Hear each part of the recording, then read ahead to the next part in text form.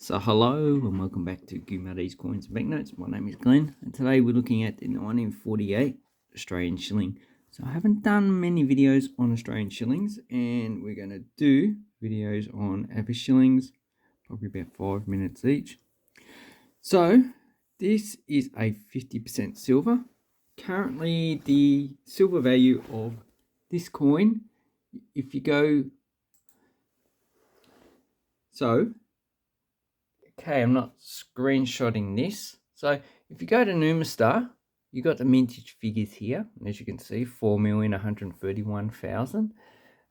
But you need to go down the bottom, right where the listings are, and it gives you a value of the actual silver. So this is converted into Australian dollars, and it's $3.80. So that's the minimum you should be buying these coins for. So that is why when you go to Numastar, so you got the mintage, and it's minted in Melbourne, and it gives you a base rate. So this has got $4, and this is the book that was issued in 2023. So it's giving you basically bullion value, and that's for a very good coin. Obviously, my one's a lot higher, probably very fine.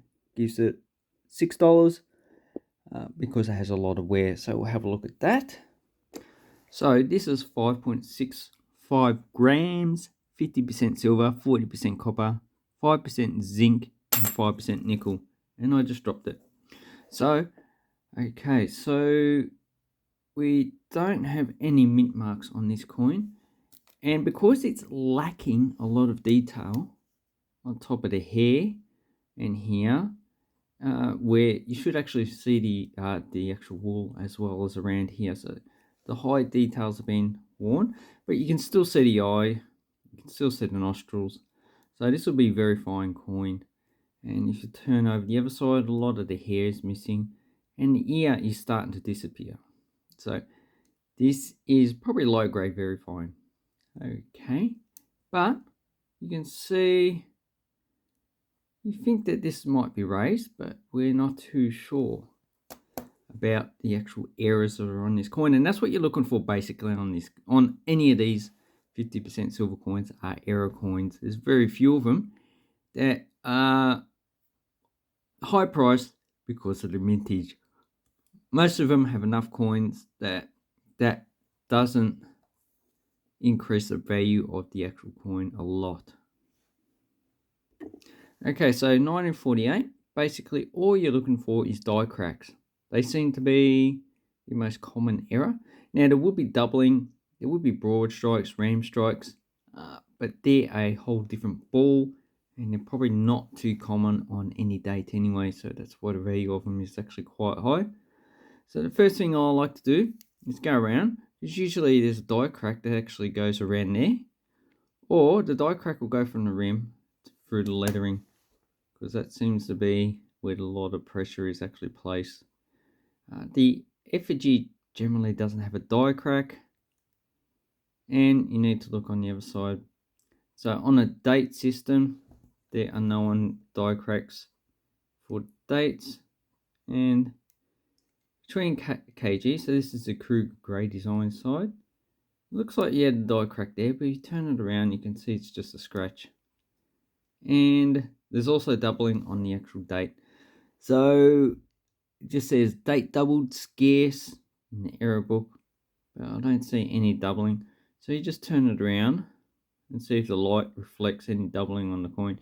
Make sure you're not mistaking the actual shadows or the reflection of the light for the actual coin.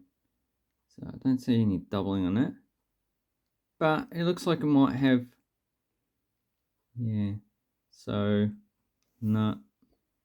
So it looks like we might have some die crack on the actual four, but I need to clean it up, get rid of the junk before I can actually definitively say yes or no.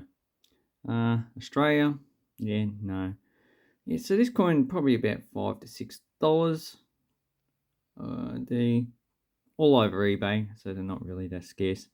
And another thing you can tell is that the rim is being worn down, so it's actually going into the denticles, and also the reading on the side. Yeah, this one seems to be quite good. Usually they're a lot more worn than this, because silver is a soft value metal.